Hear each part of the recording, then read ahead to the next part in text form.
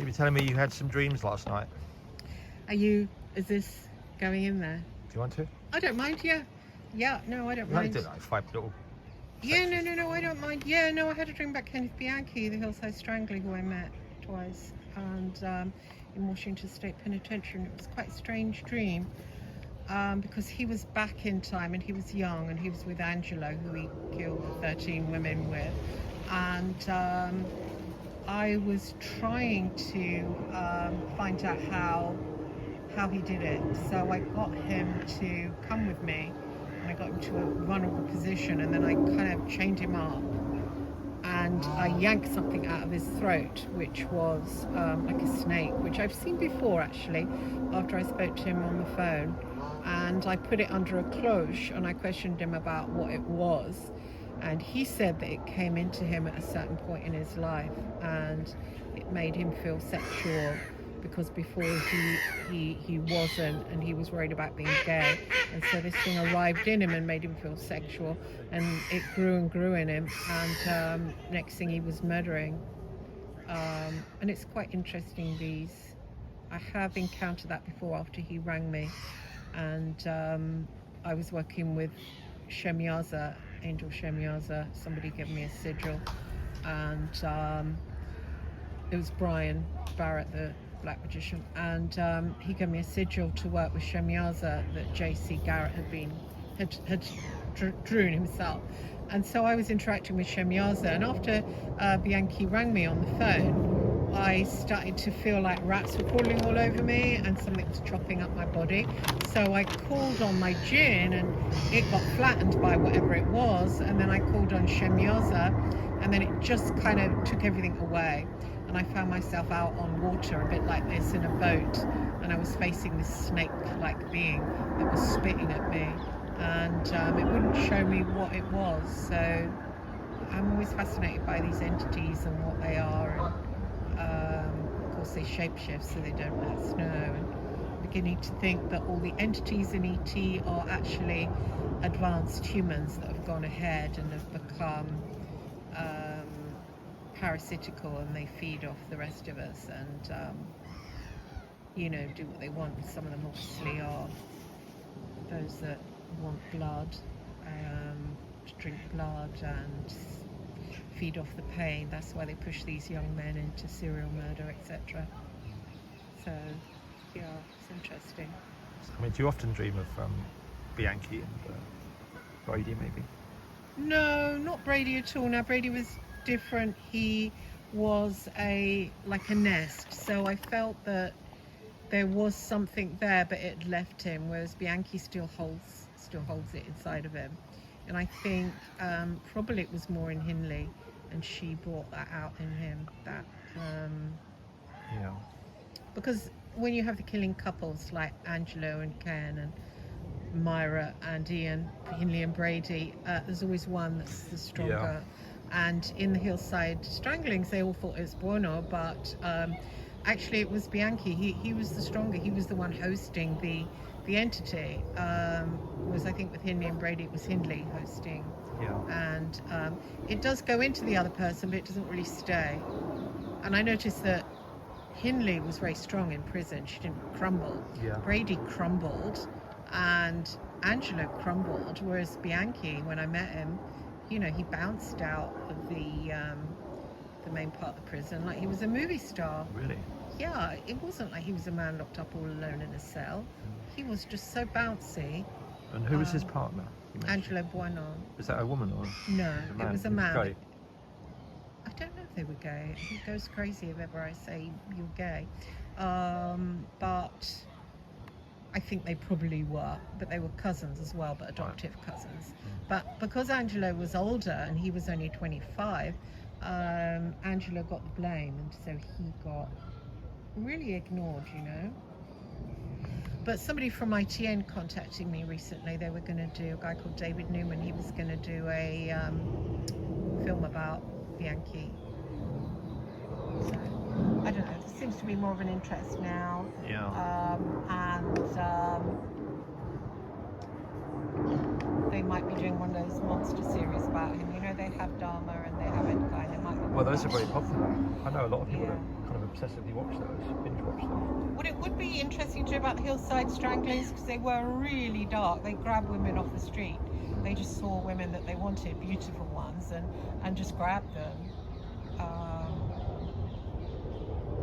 It's interesting. It's really interesting. Very topical for today. You know what goes on. Women don't feel safe. Was it a scary dream? No, because I was active in it. I was actually investigating him, and I pulled something out of him. But I always wonder, you know, what part of me is doing that, and who am I doing it for? Because it doesn't feel organic. It doesn't. It's not something that I'm really interested in right now. So it's strange. It's like finding yourself a police officer in a parallel universe. Yeah. Should we walk to the cottage? Yeah, the patterns on that water are just amazing. Yeah. Is your camera better than mine? Probably. It's 16. So which cottage are we walking to? Queen Charlotte's. Queen Charlotte's Cottage. Okay. Before we go, can you look at my camera? Yeah. I first came here with Tom Hardy's mum, Anne. Oh, really? Yeah, to hang out with her. She's very magical. She has a personal psychic, turns tarot, and when Tom was born, the three peacocks landed on the roof of the hospital. She said it was a sign that he was going to be a superstar, Yeah. which he is. He is, yeah. Good actor. Yeah. And I met him as well. He's really nice. He cuddled my son. My son was only young. He was cuddling. He said, "Give us a cuddle." Yeah. And I went, "Can I have a cuddle?" Did you get a cuddle from Tom Hardy? No. Oh, someone's in our bench. It's all right. We'll find another. Well, there's another near them, so we're just looking for something. So this is Queen Charlotte's Cottage. Yeah. I'll talk about it when we sit down. Shall Yep. Yeah, absolutely. I? Okay.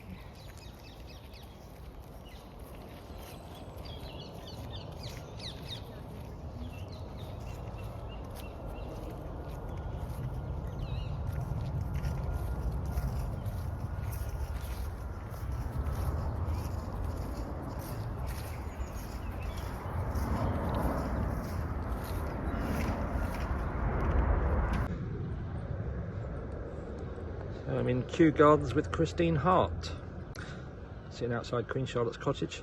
Just been to the Maids of Honour for a roast. Thank you, Bob. Tell us about the cottage.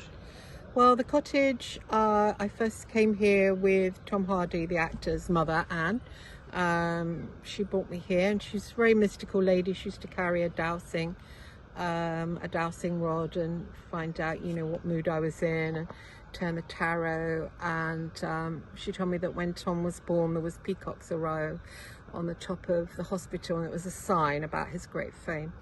And it was the very first time I came here, and so we sat here on this bench, and she was just about to meet Leonardo DiCaprio's parents, and she'd met Leo many times because he and Tom are friends, and I of course adore Leonardo DiCaprio, so I was, you know, like really excited. And so I was having that, and we had a little flask of tea, and it was the first time I've seen Queen Charlotte's Cottage. And we used to come back regularly. There was another woman used to come with us called Julie, and she told me her husband was a security guard around here, and so at nights he was supposed to come and look at the cottage, and he saw a figure just walk through the walls of the cottage, and I picked up a really sort of peaceful feeling around it. I mean, basically it was used by the royals as a picnic home, and you can go inside, and I've written my book Salt Witches about the cottage, although I've turned it into Aleister Crowley's cottage and moved it to St Ives. That was your influence. Right. And I was going to write about this, but I thought, you know, people might be offended, but it's incredibly spooky. And somebody who was here one time when it was opened up, because they open it up in the summer and you can go in, and there's deck chairs outside, and they were telling us about there was Caribbean workers that came here one summer, and they were supposed to work around the grounds, and they said no, we won't work. There's about 12 of them. They said there's really bad juju, there's a bad vibe here, and we won't do it. So I don't know why they don't have Halloween at the cottage, but it is a very kind of haunted place, and when you walk round you can kind of feel it, but you can also feel it from outside. There's a kind of thinning of the air and the atmosphere outside. Do you think it's haunted by King George III or Queen Charlotte or other random people? I don't know, yeah, random. Somebody who was here that wasn't very happy. Probably there's a love story behind it. Yeah. I think it's a woman. I don't think there's any, I haven't heard any traditional stories about George III and ghosts here. I haven't, but Kew Gardens is a really spooky place, and my son, when he was about 7, we used to come here massively, and we didn't go near the part where there's the greenhouses. We always came to the wild part where they've got the California redwoods and the cottage, and there's other wilder parts around here. And one time we lingered here too long, and it was winter, and we got locked in, so we had to walk from one side to another, and it was the most terrifying place. You literally feel that it's ancient, which it is ancient, and it was private, but now it's opened up. Yeah. So it's a very, very old garden, and it's very wild. So we were walking through, and then a mist fell, which was absolutely horrifying because we were completely lost. We didn't know we were going in the right direction. It was a very thick mist, and we suddenly saw people coming towards us. It was about 4 of them out of the mist, and then they suddenly disappeared. We were absolutely horrified. Here you are, Mum and Dad. These redwoods were planted. I don't know. It's a very old garden, and so it's the royals used it, and it was private, so it was just for them. Yeah. So it wasn't open to the public. There's loads of little spots around here. There's a Japanese place called a Minka house, but it's a long. Minka house. Yeah, it's a Japanese house they call it. Those are Minka house. literally giant redwoods, aren't they? Is that Californian? Yeah.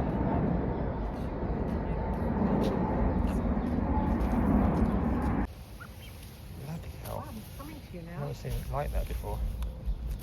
Oh, the colours are just out of this world. Is that typical colours of a, what is I it? think so. Golden pheasant. Yeah.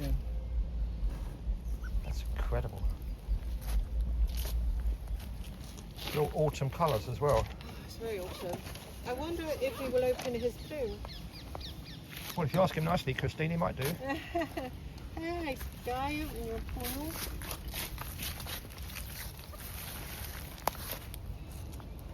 Well, what a treat. I haven't seen peacocks in here for a while, but they've got green ones.